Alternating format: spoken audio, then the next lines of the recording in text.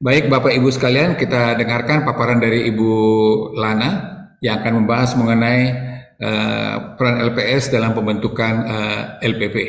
Terima kasih Pak Lando sebagai Silakan Bu. moderator. Ya, eh, yang terhormat Pak Ogi Prastomiono, Kepala Eksekutif Pengawas Perasuransian Penjaminan dan Dana Pensiun, merangkap anggota Dewan Komisioner Otoritas Jasa Keuangan, Pak Togar Pasaribu sebagai Direktur Eksekutif Asosiasi Asuransi Jiwa Indonesia, dan tentunya sebagai tuan rumah Pak Heru Kristiana, Direktur Utama LPPI. Terima kasih Pak Heru untuk undangannya menyampaikan sosialisasi terkait dengan peran LPS yang baru kepada masyarakat, dan tentunya juga Bapak Ibu hadirin yang saya hormati yang hadir pada webinar pada siang hari ini.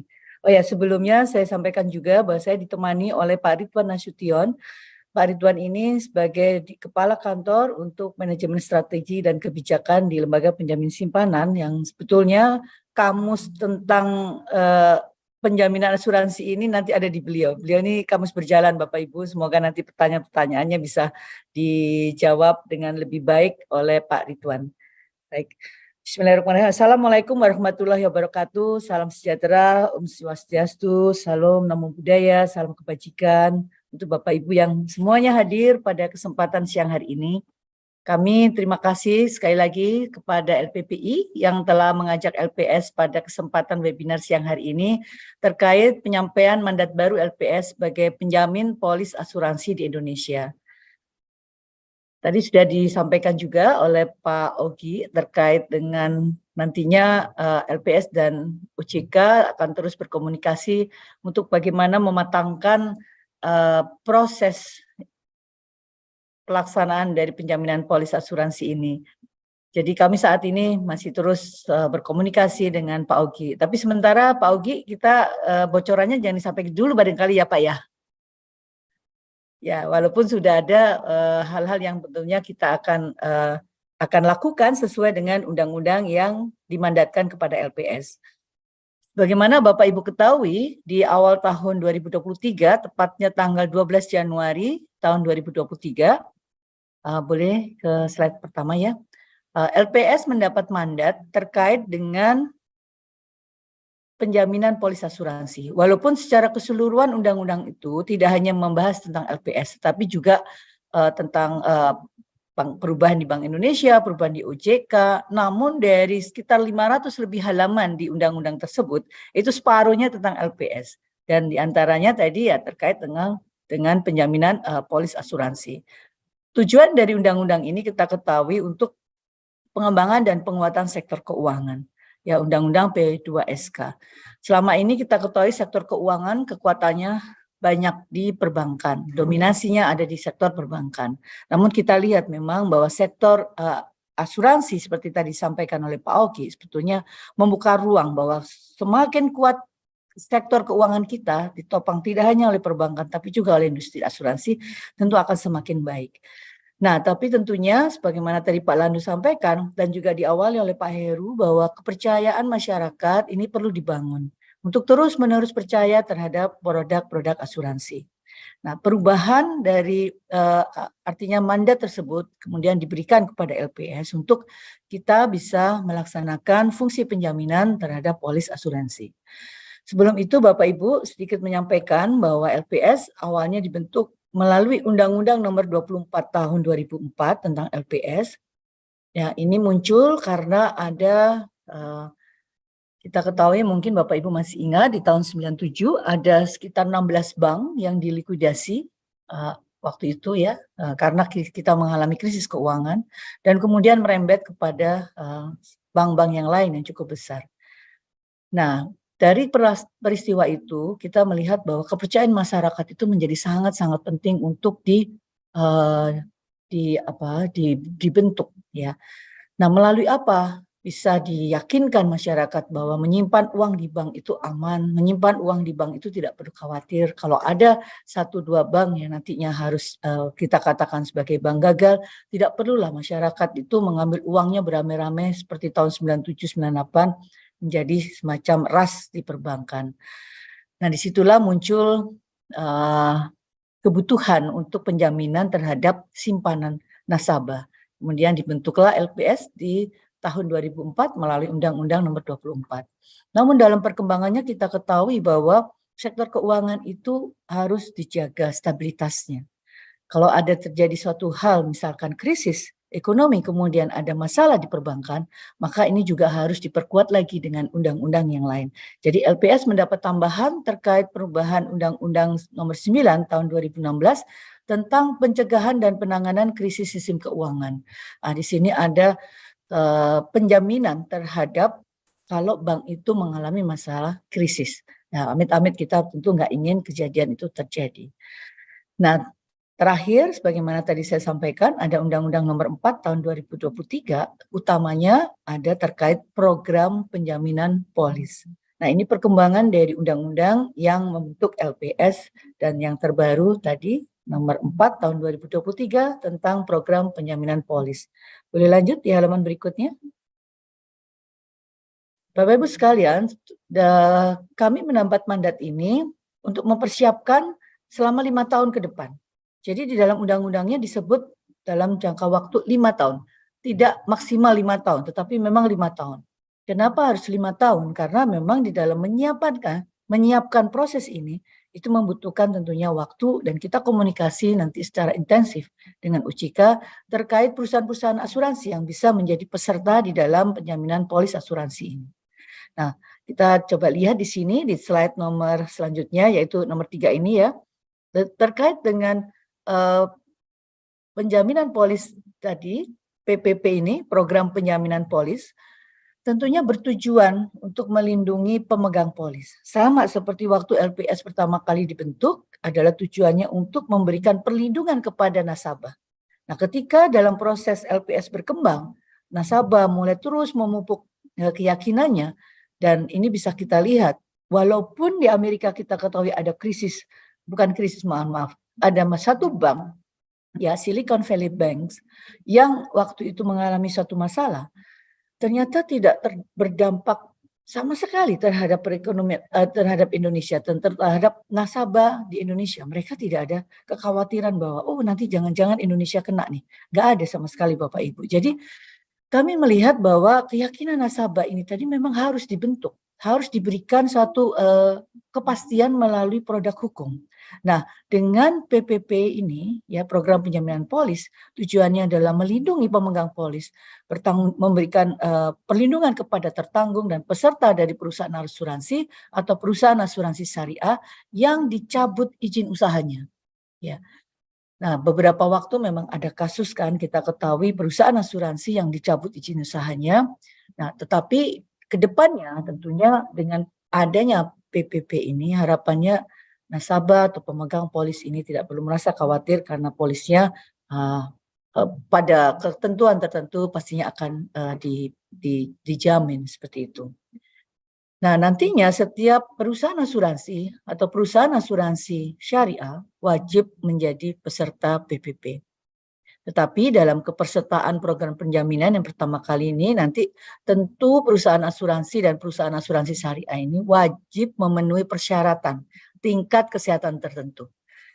Nah, disinilah kami akan berkoordinasi secara intensif dengan OJK karena OJK yang mengetahui mana perusahaan asuransi yang mempunyai persyaratan tingkat kesehatan tertentu. Nah, kita nanti tentukan bersama mana-mana perusahaan asuransi yang bisa menjadi peserta penjaminan ini.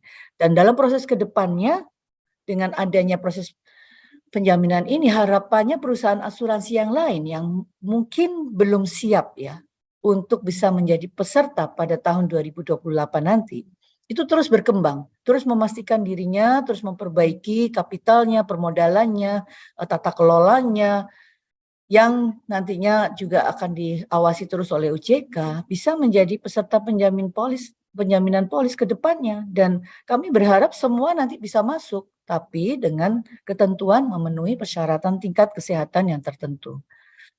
Nah, kriteria persyaratan tadi sudah kita sampaikan, tingkat kesehatan tertentu tadi ditetapkan oleh LPS setelah berkoordinasi dengan OJK. Jadi komunikasi, koordinasi dengan Pak Ogi khususnya ya nanti akan terus kami lakukan. Nah, bagaimana sih kewajiban perusahaan asuransi dan perusahaan asuransi syariah sebagai peserta program penjaminan polis ini? Nantinya ada 6 hal yang kita harapkan, tentunya menyerahkan dokumen yang ditentukan, ya termasuk akte, anggaran dasar, dokumen perizinan, surat pernyataan. Saya kira itu standar ya di waktu awal-awal bank menjadi peserta penjaminan di LPS juga demikian.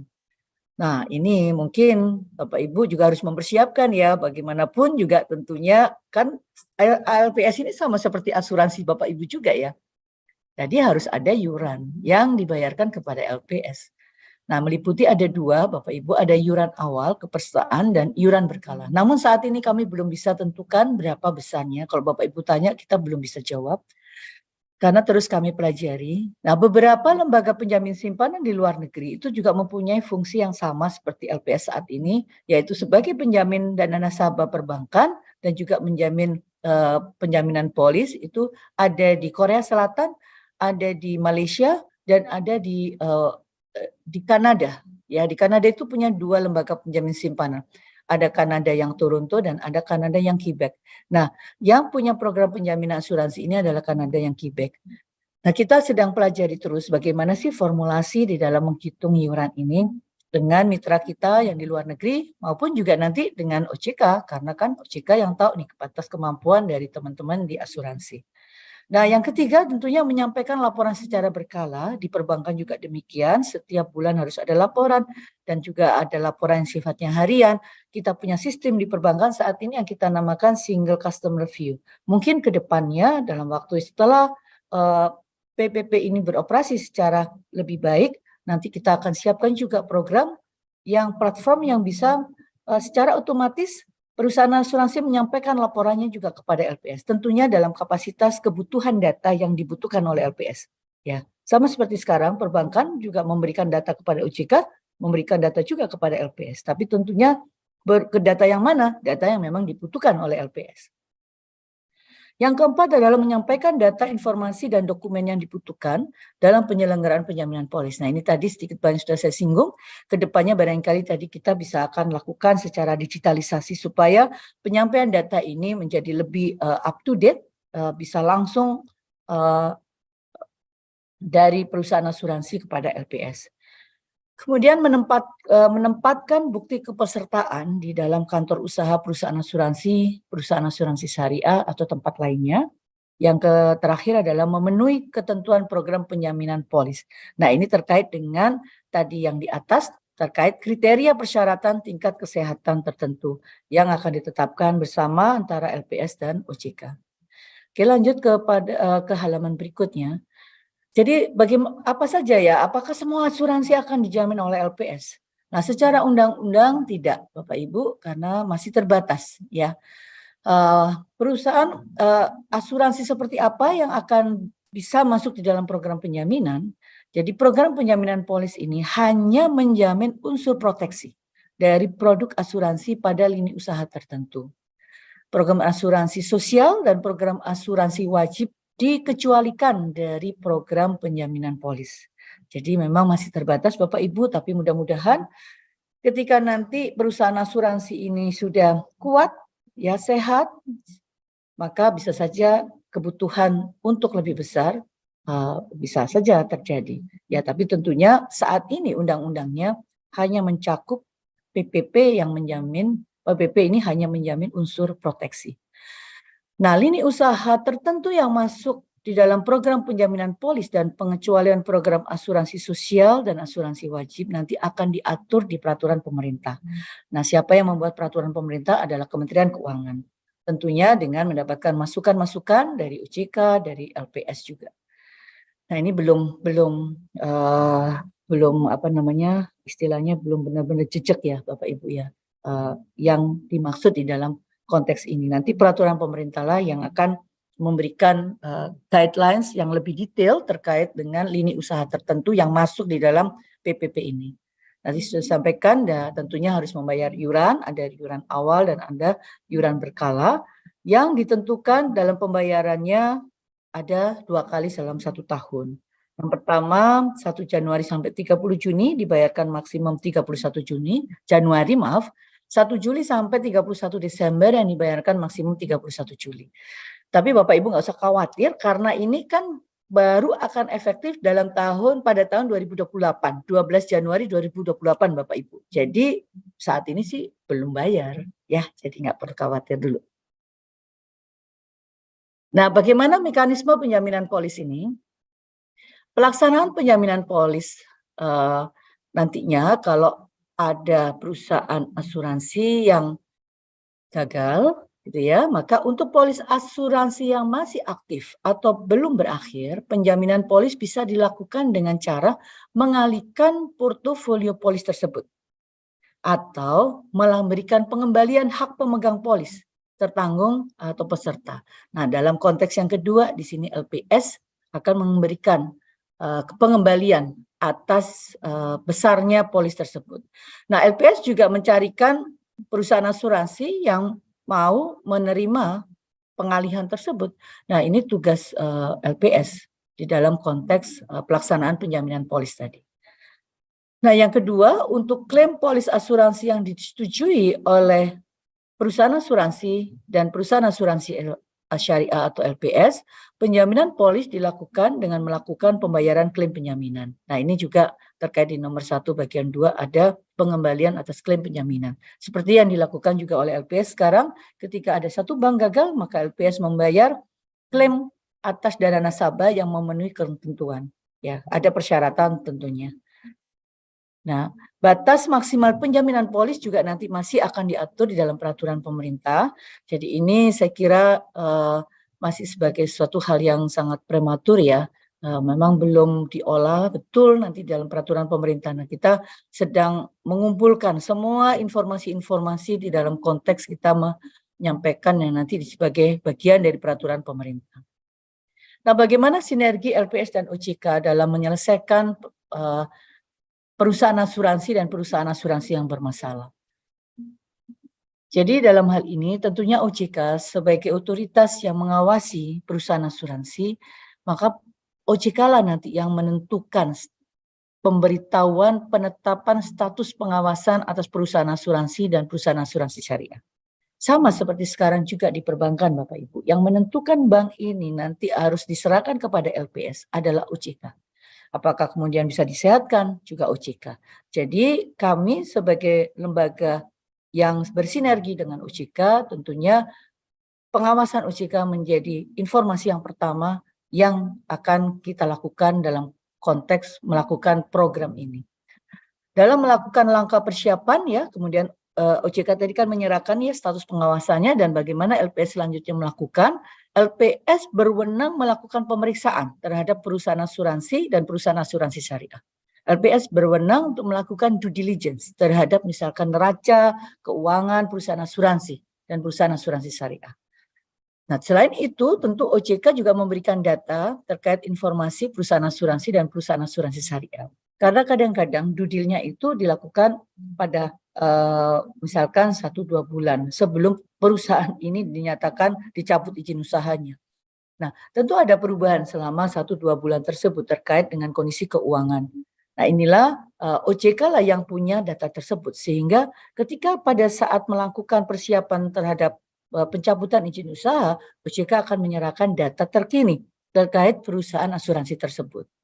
Dengan dasar itu maka LPS akan melakukan perhitungan terhadap misalkan tadi adakah yang bisa dialihkan, adakah yang harus dikembalikan karena polisnya sudah berakhir. Nah, proses recover tersebut itu tentunya tidak mudah, sedang kami pikirkan juga bagaimana proses memverifikasi data-data dari pemegang polis. Nah, oleh karena itu kami sangat berharap kepada semua perusahaan asuransi dan perusahaan asuransi syariah, kalau misalnya memungkinkan sudah terdigitalisasi, itu tentu akan sangat baik terkait dengan data nasabah. Ya, Bapak Ibu, kelihatannya sepele, tetapi dalam pelaksanaan kita melakukan penjaminan terhadap nasabah, ternyata banyak juga masalah-masalah yang muncul. Ya, ketika kita harus memverifikasi suatu simpanan, apakah ini layak bayar atau tidak layak bayar, ternyata itu tidak mudah juga. Tidak semudah, oh ini tidak layak bayar. Ketika dia layak bayar clear and clean, itu gampang banget. 5 hari kita sudah kembalikan dana nasabah. Tetapi ketika dia terkait dengan sesuatu hal yang membuat perusahaan ini katakanlah akhirnya tidak bisa beroperasi, akhirnya perusahaan ini gagal, misalkan polisnya kok nggak bayar, Nah, ternyata nasabah membayarkan polis kepada agen. Agennya ternyata nggak membayarkan kepada perusahaan asuransi. Nah, ini kan pernah ya ada satu kejadian seperti itu. Nah, tentunya LPS nggak bisa tuh mengembalikan klaim atas penjaminan polis dari nasabah tersebut karena nggak ada datanya. Jadi mau nggak mau unsur tercatat itu harus ada di sini. Karena untuk verifikasi tersebut, kalau kita nggak punya catatan, dari mana kita tahu bahwa nasabah sudah membayar sekian lama dan sebesar ini, dan memang sudah jatuh tempo untuk klaim penjaminannya, klaim polis tadi. Nah, di situ Bapak Ibu, kami sangat mengharapkan dalam hal ini, mumpung kita ketemu ya, jadi mulai karena masih 5 tahun lagi, barangkali sudah mulai terus-menerus memastikan bahwa eh, polis asuransi yang dibayar oleh nasabah itu betul-betul tercatat. Ya, baik. Nah, ketika OJK kemudian mencabut izin usaha, nah ini kita lihat nih kolom sebelah kiri kan kolomnya OJK ya. Pak Ogi nanti mencabut izin usaha memberikan surat kepada LPS bahwa perusahaan asuransi dan perusahaan asuransi syariah ini sudah tidak bisa lagi untuk beroperasi, maka LPS terhitung sejak izin usaha perusahaan asuransi dan perusahaan asuransi syariah tadi dicabut oleh OJK, maka seluruh hak dan wewenang pemegang saham, termasuk RUPS, organ setara akan beralih ke LPS. Ya, seperti itu Bapak Ibu. Jadi nanti akan ada proses di mana OJK menyerahkan kepada LPS melalui surat yang menyatakan bahwa perusahaan asuransi ini akan dicabut izin usahanya oleh OJK. Selanjutnya bagaimana tugas LPS pasca dari CIU tadi, cabut izin usaha. Ketika LPS sudah menerima surat CIU dari OJK, maka LPS akan melakukan perhitungan terlebih dahulu Bapak Ibu. Nah, sementara ini yang kita lakukan, wewenang dalam pelaksanaan untuk resolusi perusahaan ini adalah likuidasi atau tadi pengalihan jika memang polisnya masih berlaku. Nanti mungkin bisa lebih dijelaskan oleh Pak Ridwan jika memang Bapak Ibu ada pertanyaan terkait hal ini. Tapi saya kira kan masih lama ya, nanti 5 tahun lagi Bapak Ibu lupa. Gimana ini yang dulu pernah mau dilakukan oleh LPS. Tapi nggak apa-apa, nanti Pak Ridwan akan memperjelas kembali bagaimana proses likuidasinya. Jadi pelaksanaan likuidasi untuk perusahaan asuransi dan perusahaan asuransi syariah dilakukan oleh tim likuidasi Bapak Ibu. Nah, tim likuidasi ini di luar LPS. Tapi LPS yang akan menentukan siapa yang menjadi tim likuidasi. Ya, karena di sini LPS nggak bisa melakukan day to day melakukan tim likuidasi ini. Jadi ada pihak ketiga yang kita sebut sebagai tim likuidasi yang melakukan proses likuidasi. Sama seperti di perbankan juga demikian. Ya, karena kan harus dihitung nanti siapa yang harus dibayar, siapa yang ada aset yang bisa dijual nggak kalau proses likuidasi di perbankan seperti itu. LPS juga melakukan pengawasan atas pelaksanaan likuidasi. Jadi walaupun tim likuidasi dibentuk, tetapi pengawasan tetap ada di LPS. Nah, ada beberapa hal di mana wewenang LPS dalam pelaksanaan likuidasi. Yang pertama adalah wewenang LPS adalah menjalankan hak ya dan wewenang pemegang saham. Jadi LPS akan mengganti dalam hal ini adalah hak dan wewenang pemegang saham itu akan ada di LPS. Kemudian menjual dan atau mengalihkan aset dan atau kewajiban pemegang polis perusahaan asuransi atau perusahaan asuransi syariah. Ketiga, memberikan talangan pembayaran gaji pegawai yang terutang dan talangan pesangon pegawai. Yang keempat, melakukan tindakan yang diperlukan dalam rangka pengamanan aset. Dan yang kelima, memutuskan pembubaran badan hukum perusahaan asuransi dan perusahaan asuransi syariah, membentuk tim likuidasi dan menyatakan status perusahaan asuransi dan perusahaan asuransi syariah dalam likuidasi. Nah, seperti itu Bapak Ibu, secara garis besar apa yang akan dilakukan oleh LPS di dalam proses likuidasi. Tapi yang tadi itu ya, bahwa LPS akan melakukan pembayaran atas polis asuransi yang jatuh tempo, itu juga dilakukan di dalam proses pelaksanaan likuidasi. Ada di sana juga, ya. Sehingga tadi nasabah yang kebetulan ada di perusahaan asuransi yang perusahaan asuransinya tadi menjadi gagal, tidak perlu khawatir karena kalau memang dia lagi jatuh tempo, ya bisa langsung dibayar oleh LPS. Kalau misalnya belum, LPS punya tanggung jawab untuk mengalihkan ke perusahaan lain sehingga dia tidak kehilangan nilai yang sudah dia setorkan selama ini sebagai polis asuransinya. Oke. Nah, berikutnya terkait dengan masa transisi hingga PPP ini akan efektif berlaku. Nah, Undang-Undang P2SK menetapkan bahwa penyelenggaraan program penjaminan polis itu mulai berlaku 5 tahun terhitung sejak undang-undang ini disahkan. Undang-undang ini disahkan pada tanggal 12 Januari 2023. Jadi kalau berlaku 5 tahun menjadi 12 Januari 2028. 5 tahun bukan waktu yang pendek, Bapak Ibu. Kami di LPS ini sudah harus bekerja jauh sebelum 5 tahun itu berakhir, sehingga kami sudah mempunyai milestone bahwa apa yang akan kami lakukan sampai tahun 2028. Dari tahun ini kita 2 tahun 23 24 kita persiapkan semua peraturan turunan terkait dengan program penjaminan polis ini, termasuk tadi peraturan pemerintah. Kemudian ada PLPS ya, PLPS ini peraturan lembaga penjamin simpanan yang akan menjadi acuan bagi perusahaan asuransi yang kita sampaikan untuk publik. Kemudian tentu ada peraturan di dalam, peraturan terkait asuransi di dalam konteks internal, peraturan Dewan Komisioner terkait asuransi.